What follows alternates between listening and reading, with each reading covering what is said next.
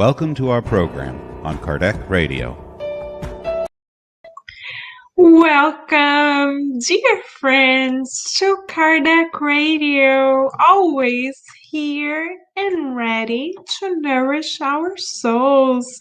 I am Correa, and we are here together every Tuesday evening at 9 p.m. Eastern Standard Time to awaken ourselves, our immortal selves, to the divine laws that guide the universe.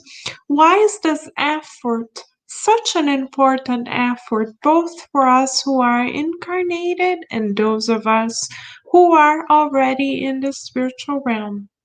This effort is important, dear friends, because the more we align ourselves with the laws that are immutable and that guide the entire universe, that keep the universe in balance, the more in balance we shall be as well.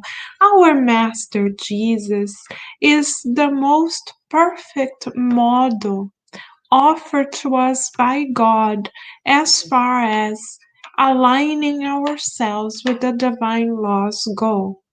Master Jesus, at every moment of every day, at each step he took, at each gaze, he was able to consciously connect to God.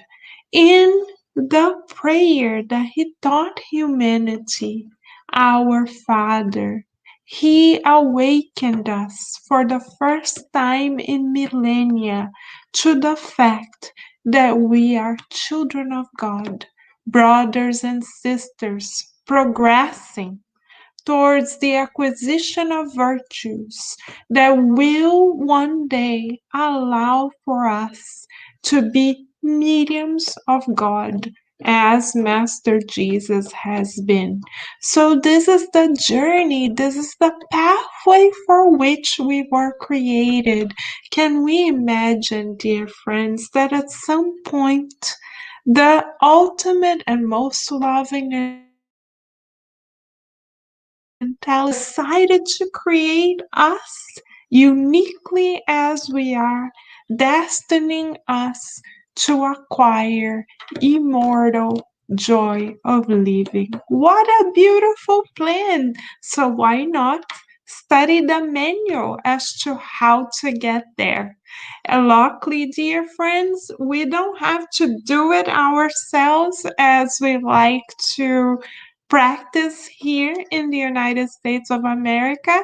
We instead have God as the ultimate source of goodness and wisdom in the universe, Master Jesus as a model, our guardian angels as our individual divine coaches, and Spiritism as the light of discernment. So we know that this reincarnation, beloved friends, is yet the most special because we have never been this evolved.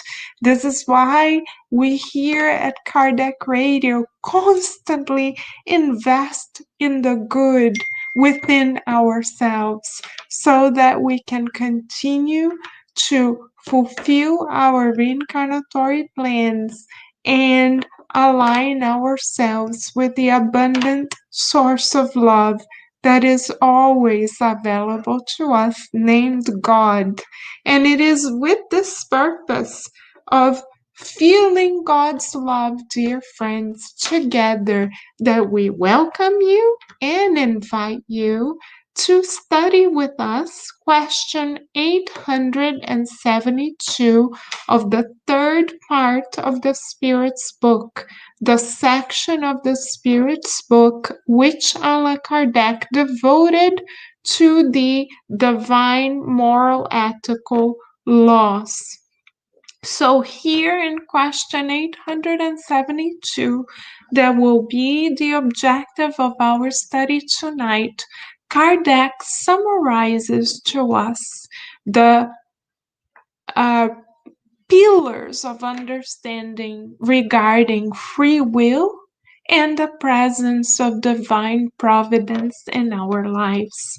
So we shall read excerpts of question 872. Dear friends, bring a couple of highlights for our uh, enlightenment and then close our study of tonight. So let us begin and welcome, dear friends. Whether you are watching us live or on demand, feel embraced by all the loving mentors who have been rooting for us ever since we planned this reincarnation. What a blessing to be with our spiritual family. So let us begin. In question 872, Kardec doesn't exactly pose an inquiry like he normally does. Here he summarizes what we learned from the spirit mentors in this particular section of the Spirit's book. So Kardec begins. The question of free will may be summed up as follows. Humankind is not inevitably led into evil. Their actions are not written in advance, and the crimes they commit are not the result of a decree of destiny. They may choose as trial or atonement an existence in which they will be subject to the attractions of crime, be that due to the environment where they are placed or to supervening circumstances. But in any event, they are always free to do as they wish. So let us pause. In this brief summary by Kardec thus far, dear friends, Kardec gives us treasures for immortality. Treasure number one that Kardec brings to our attention is that no one, absolutely no one, discarnate or incarnate alike, are destined to be led towards evil. This is an incredible revelation from Kardec, inspired by the mentors from on high. Because how many times, dear friends, do we open the news, or more recently, do we open the computer and go through our news feed or read the media or listen to the media, watch the media in general, and think, oh, we are doomed. There's no way out to the situation. We are trapped. This person X is bound to behave in this way. There is no solution to this problem. Especially now, taking the pandemic as an example, dear friends. How many times are we tempted to think, well, there's no light at the end of the tunnel? Well, God has allowed this to happen, so where is God in the midst of all this? Have we by chance been questioning ourselves in the inner recesses of our souls? If we have, dear friends, that is fine, because God loves us so unconditionally that God understands when we question His, her, its wisdom. When we look at God and ask God mentally, emotionally, spiritually, God, do you really love us? Are you actually there, God? God perceives us as children. When children are feeling a little frustrated, they may say to their parents, oh, if you really loved me, you would do this. Oh, you don't really love me, otherwise you wouldn't be speaking in this way to me. Children when they are frustrated, they tend to respond in this way sometimes, don't they? So when we respond in this way to the events of our lives, God may smile at us, figuratively speaking, and say, "Oh, how adorable are they! I believe in them so much that I can already see them way ahead of where they are. Look, they're a little upset now, but aren't they wonderful? I know that in the future they will." So God is always offering us love. So the question is, why is it that at times we feel as though evil may prevail? Why is it that we still give attention to quote unquote evil? Why is it that at times we believe that people, individuals, are led towards evil? When, for instance, we are parents and we say to our children, "Oh, you're gonna break this in a minute, I know. Oh, you're gonna drop this today a million times. Oh, of course you're not gonna finish eating because you never do."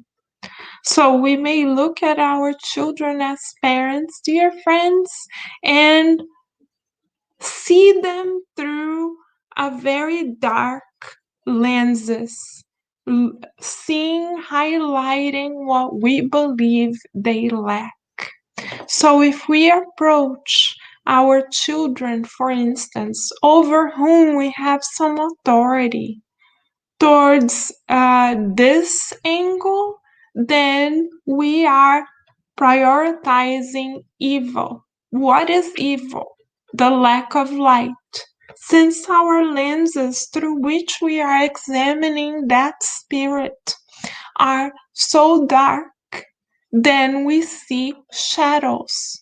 And what is shadow? Absence of light. So how can we reverse the situation? By looking at the good in that child. So instead of thinking, "Oh, they will drop this in a minute," or "Oh, they will make a mess, hold it," we can say, "Oh, look, they are learning a new skill right now. Oh, wow, they are mastering this now and they didn't used to last week." So we can constantly adjust our lenses just like we adjust our cell phone lenses when we would like to take a picture. We can adjust our spiritual lenses as well. So the first therapeutic question for us tonight is as follows: what kind of mental pictures have we been taking of our closest relationships in our current incarnation? What type of lenses are we using when we interact with one another? Are our lenses darkened, and thus is our spiritual landscape gray? Or are our lenses more panoramic, allowing the picture to showcase more than one single tone of color? We need to assess, dear friends, our spiritual disposition, how our internal camera is operating, the type of mental pictures that we are taking. Because depending on the angle through which we choose to examine life, we can see life as a burden. Yes, we can. We can see life as a tragedy. Yes, we can. We can see the pandemic as never ending. Yes, we can. We can see staying at home in isolation for the sake of public health as a torture? Yes, we can, because we have a choice. God has given us free will, so we can lead ourselves to the shadow, to the lack of light. Yes, we can. If we choose to do so, it is as if, beloved friends, we turned off all the lights in our living space and we tried to operate or go about as normal. Obviously, we would stumble. Yes, obviously, we would be very likely to fall and perhaps hurt ourselves, for we cannot see. But then, could we blame the room for the fact that we have fallen? Could we blame the chair for being in our way? Could we blame our shoes for being in our way? Or would we take responsibility and say the reason why we have fallen is because we decided to walk with the lights turned off? Who turned off the switch? We did. So who can turn it back on? We can. So we are the light holders, Kardec is telling us, with our free will. Dear friends, we can choose to stay in darkness, or we can choose to commune with the divine light. It is our choice. So let us go within ourselves and make an inner decision to seek the good in circumstances around us. Because right here in question 872, Kardec goes further in explaining to us that the trials and even the so-called crimes that we may be exposed to or at times be a part of are a result of our this inner decision to follow a particular path. Here in question 872, Kardec explains to us that we may choose prior to reincarnation, for instance, to incarnate within a family of alcoholics. For instance, perhaps because we were alcoholics in the past ourselves, or perhaps because we were in a particular position where we encouraged others to engage in alcoholism. So now, to free our consciousness, not to receive a punishment, but to free our conscience, we choose, prior to reincarnating, to come amidst a family of this type. And then what is the plan from on high in this circumstance? Number one, that we learn to serve those who we induced towards their own weaknesses. Number one. Number two, so that we can resist the temptation to fall into a vice addiction ourselves. Yes. And number three, so that we free our own consciousness from the moral weight that we ourselves have created because of past choices. And how can we, for instance, then switch our lenses from victimization, despair, lack, deficit, to abundance and hopefulness, for instance, with regards to the pandemic? We can choose to adjust our lenses and take more hopeful, joyful mental pictures of the environment around us by thinking of the moral advantages that the pandemic has brought to humanity. Number one, we have had a chance to go within and cleanse, readjust, recycle feelings, thoughts, attitudes, habits that no longer serve us. We have had the chance to cleanse ourselves. Number two, we have come to value the gift of a home more so than ever before. And now the Spirit Center or any form of prayerful time that we used to engage in comes directly to our home. Look at what we are doing now. The centers, the spirit centers, the temples of hope and light and faith are now more expanded than ever before because they are in our homes. Number three, we have had the chance to appreciate our family members, perhaps to a level that we hadn't reached prior. Now we know, for instance, the value of a hug much more than before.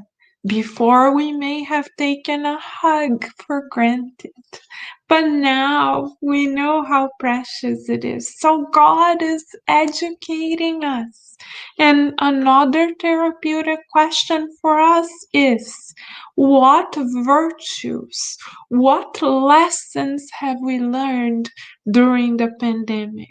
Let us, within the next 24 hours, ask ourselves two therapeutic questions, for we are here incarnated to feel the scriptures and to allow ourselves to move out of our comfort zone so we can grow further. So, therapeutic question number one, as we said before, is what is our current mental spiritual landscape like? What kind of mental pictures have we been taking of the closest relationships we harvest, of the environments of which we are part? Do we need to readjust? These are our three central questions here. Second question is, how shall we take a current circumstance that is unique to this time on earth and that we are all experiencing, such as the pandemic, and find at least one virtue, one lesson, one point of spiritual development and growth that we have experienced? It could be that we developed new professional skills as well. And how shall we translate that for immortality? Shall we ask ourselves, dear friends? Because it isn't having this futuristic mentality, beloved friends, that we are able to find God in our lives.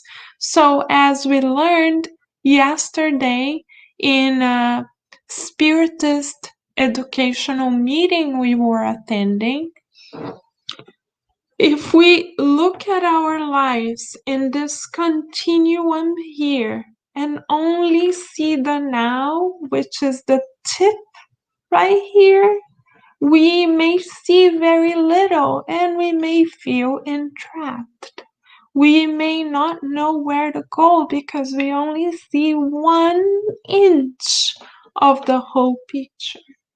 But if we, being right here, train ourselves to have a futuristic mentality, train ourselves daily to think of the consequences of our actions for the lives to come, train ourselves to see ourselves in the spiritual realm, revisiting this life and feeling satisfied that we did our best, training ourselves to see ourselves much beyond these challenges and already reaping the results of the efforts that we are undertaking right now. If we have this futuristic mentality, then the challenges of the now, which are right here, become less daunting. And this is how, dear friends, we can adjust our inner lenses and the mental pictures we are both co creating and absorbing to a frequency, a symphony of hope. Because even if we face physical illness, even if we face physical death, even if we face the challenges of a global pandemic, if we train ourselves to look ahead, to look past the challenges, asking ourselves, where is God's goodness in the here now? Where is God's goodness leading us? Then we will have that indestroyable hope, that unshakable faith of which Kardec speaks in the Gospel according to Spiritism. The unshakable faith that we saw in the martyrs of Christianity comes from this futuristic vision that leads us to foresee the goodness that shall come our direction as a result of making the right moral choices, virtuous choices, God centered choices in this lifetime.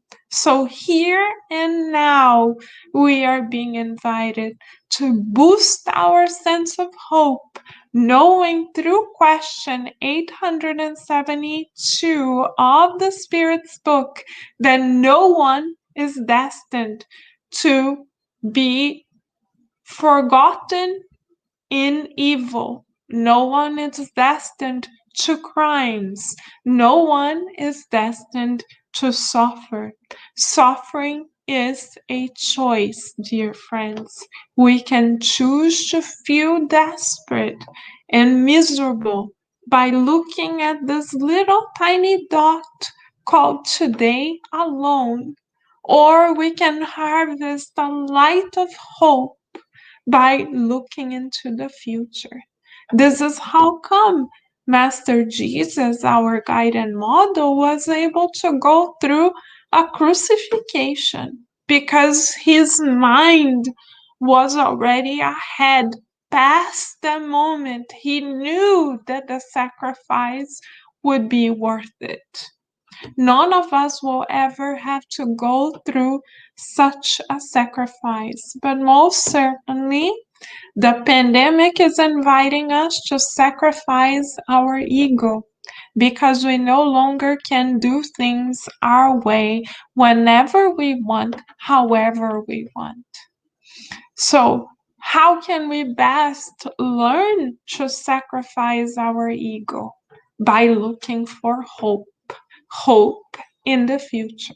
So let us visualize ourselves much past these challenges that are common to earthly life, knowing that these challenges are not a punishment, but rather they are an opportunity for us to acquire virtues or strengthen virtues that shall allow our divine light to shine. So we thank you, dear friends, for us being here on Kardec Radio, boosting and recognizing each other's divine light. Thank you for being united in this current of divine light. And let us keep allowing the divine within to shine, knowing that we are the materialization of God's infinite love. So we are ready, dear friends.